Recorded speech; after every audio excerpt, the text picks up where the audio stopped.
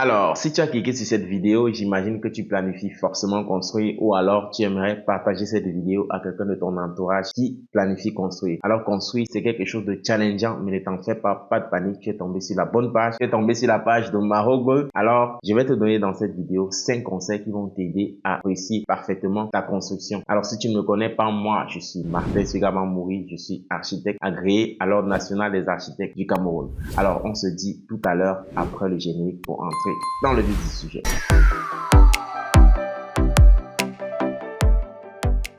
La première chose que tu dois faire en 2025 si tu veux réussir ta construction, c'est de valider ton terrain. Valider ton terrain inclut plusieurs aspects. Tu dois par exemple voir les contraintes urbaines locales parce que généralement chaque mairie a un plan pour chaque zone. Tu peux par exemple vouloir construire un immeuble R+10 alors que la communauté, la mairie de cette zone a décidé qu'on ne va pas aller dans ce quartier-là qui est par exemple un quartier résidentiel. On ne va pas dépasser les R+2. Il y a des quartiers comme ça. Vous devez vous renseigner sur le terrain que vous voulez acheter parce que vous voulez acheter un terrain rapidement, vous ne savez pas en fait dans quelle zone vous êtes en train d'acheter ce terrain-là. Donc, vous devez vous renseigner auprès de la mairie dont est responsable votre terrain. En plus de cela, vous pouvez aussi vérifier si le terrain est par exemple un terrain inondable. Est-ce que généralement la zone est inondée à cause des pluies? Vous devez regarder tous ces aspects-là. Donc, vous devez aussi faire l'étude géothermique de votre terrain. Et cette étude va vous permettre de pouvoir déterminer la portance du sol et qui va aussi déterminer forcément jusqu'où votre bâtiment peut aller en hauteur. Donc, j'ai fait une vidéo là-dessus. Je te recommande de cliquer sur ce lien et tu vas avoir plus de détails sur le choix d'un terrain.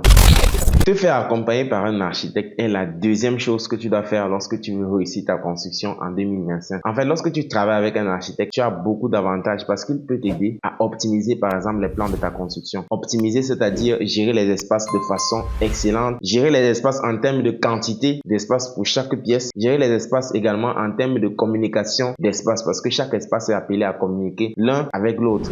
Et l'architecte également peut t'aider dans le respect de ton budget. Pourquoi? Parce que lorsque tu décides de construire, naturellement, tu as un certain budget que tu n'aimerais pas dépasser. Et l'architecte, il va optimiser cela en faisant quoi? Il va se rassurer de choisir les matériaux en fonction du budget que tu auras. Il peut choisir les matériaux haut de gamme si par exemple tu as un grand budget. Et il peut choisir même des matériaux luxueux si ton budget est encore énorme. Et si tu n'as pas un grand budget, l'architecte va choisir des matériaux standards pour t'aider à construire tout simplement. L'architecte également va t'aider dans le respect des normes. Pourquoi? Parce que lorsque tu travailles avec un architecte, il a la maîtrise des normes. Et les normes, c'est quelque chose généralement qui bloque les profanes, ceux qui aimeraient construire leur projet eux seuls, qui font tout. On les appelle en Afrique, particulièrement au Cameroun, les sabi-tout. Ce sont des gens qui connaissent tout et qui décident de le faire tout par eux-mêmes et naturellement, leur projet échoue.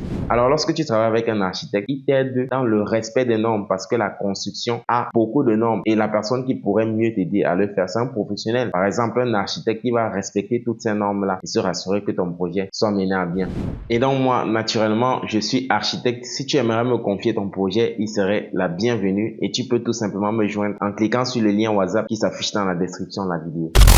La troisième chose que je te recommande de faire en 2025 pour réussir ta construction, c'est de préciser ton budget, non seulement pour toi-même, mais aussi de le préciser à l'architecte avec qui tu vas travailler. Vous devez savoir exactement le budget que tu as prévu parce qu'il ne vient pas donner un budget farfelu. Généralement, beaucoup de clients le font. Un client, lorsqu'il veut construire, parce qu'il veut réduire les coûts de prestation de l'architecte, il donne un budget bas. Mais il ne sait pas que donner un budget bas, ce serait en fait se trahir, en fait, ce serait se tromper lui-même. Pourquoi? Parce que lorsque tu vas donner un budget bas à l'architecte ne va pas concevoir ce à quoi tu t'attendais et le projet ne sera aucunement réussi. Donc du coup, il faudrait préciser un budget clair avec une certaine marge généralement de 15 à 20% d'imprévus parce que vous savez, dans la construction, il y a généralement des imprévus. Donc lorsque tu fixes le budget, ça va permettre en ce que avec l'architecte, vous puissiez fixer exactement avec qui est-ce que vous allez travailler, quels sont les différents professionnels qui auront besoin d'intervenir dans le projet et comment eux aussi, ils seront également rémunérés. Donc c'est tout bénéfice pour toi parce que là, tu auras tout précis sur ton projet, tout sera effectivement bien tracé sur ton projet. Et quatrièmement, pour réussir ton projet en 2025, tu dois anticiper les démarches administratives. Et oui, dans la construction, il n'y a pas que le fait d'élever les parpaings. Ça, c'est quelque chose qu'il faut vraiment souligner en rouge. Pourquoi? Parce que beaucoup de personnes, lorsqu'elles veulent construire, se contentent directement de rencontrer un maçon et puis aller lever les murs n'importe comment. Et lorsque la mairie passe, la mairie écrit tout simplement en rouge AD, à démolir. N'importe qui sur la rue peut passer et voir que vous n'êtes pas en règle. En fait, c'est d'abord une honte pour vous. Comment est-ce que les gens vont vous voir? On passe dans votre construction et on voit à démolir. Tout simplement parce que vous n'avez pas respecté respecter les procédures administratives. Lorsque vous voulez construire, il y a ce qu'on appelle un permis de construire. C'est un document qu'on doit vous délivrer avant de lancer la construction. Ça permet de montrer que vous êtes conforme. Pourquoi, par exemple, il faudrait que vous ayez un permis de construire? Tout simplement parce que l'État auquel vous appartenez ou alors dans lequel vous construisez a un certain plan de ville et a des objectifs bien précis par rapport à sa ville, notamment en ce qui concerne la construction. Et donc, du coup, ça fait en sorte que lorsque vous construisez dans certains endroits, l'État doit se rassurer que vous n'êtes pas en train de construire de façon anarchique, que vous n'êtes pas en train de construire en ne respectant pas le plan de développement qu'il a pour cette ville en question-là. C'est la raison pour laquelle vous devez faire étudier votre projet par l'État afin qu'il vous donne cette autorisation-là, qui se rassure que tout est conforme.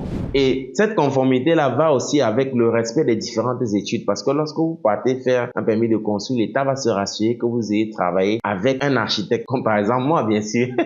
Faire ces procédures administratives à l'avance ou alors tout réunir à l'avance va vous faire vraiment gagner du temps. Et c'est encore très important de travailler avec un architecte. Pourquoi? Parce que généralement, lorsque vous avez payé toutes les missions de l'architecte, comme premièrement la mission des plans ou alors des études architecturales précisément, ça c'est une des missions de l'architecte. Il y a également la mission administrative, en fait, toute la partie administrative, toute la paperasse, des démarches administratives. Ça, c'est l'axe dont nous sommes en train de parler actuellement. Lorsque vous avez travaillé un architecte, il peut se rassurer de faire toutes ces tâches pour vous. Et ensuite, il y a le suivi de chantier qui est la troisième mission. Ça, c'est juste une parenthèse. C'est pour dire que lorsque vous avez travaillé avec un architecte et vous avez payé la mission complète et vous avez prévu tous les papiers qu'il faut, parce que pour, par exemple, déposer un permis de construire, vous avez besoin d'avoir vous-même aussi les papiers de votre terrain. Donc, anticiper sur les démarches administratives, c'est très important.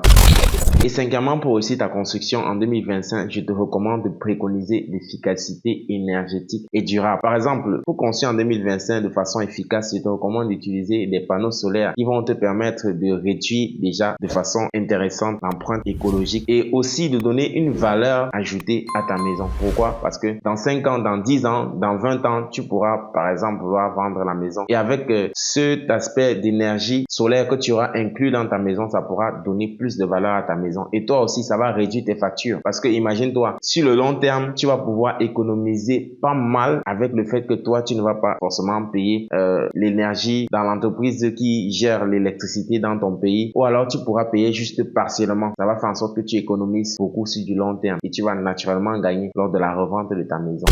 Tu pourrais également penser à un système comme le biogaz. Le biogaz, c'est-à-dire créer l'énergie électrique avec des déchets d'animaux. C'est un principe qui peut t'aider à alimenter ta maison sur le point de vue électrique et même aussi alimenter en termes de gaz ménager, c'est-à-dire le gaz pour cuisiner. C'est fantastique, c'est important de penser à cela parce que ça va t'aider véritablement sur du long terme à économiser et ça va rendre ta maison particulière. Et le bonus que je te donne dans cette vidéo, c'est de construire en mettant un bon budget pour faire le maximum de tâches possibles à la fois.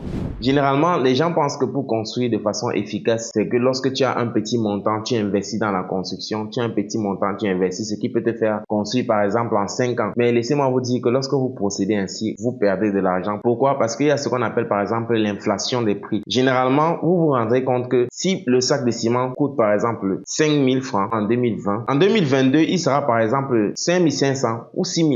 Vous voyez, il y a cette inflation des prix là. Or, si en construisant, vous pensez à faire une tâche, c'est-à-dire par exemple élever le gros œuvre directement, vous voyez que vous aurez gagné, vous n'aurez pas dépensé beaucoup plus parce que lorsque vous perdez du temps, l'inflation des prix gagne sur vous. Donc du coup, j'espère que vous avez aimé cette vidéo, que vous avez aimé ces 5 conseils et je vous en prie de véritablement les appliquer et vous m'en direz des nouvelles d'ici peu. Alors on se dit à plus à la semaine prochaine pour une nouvelle vidéo. En ensemble. Zougla.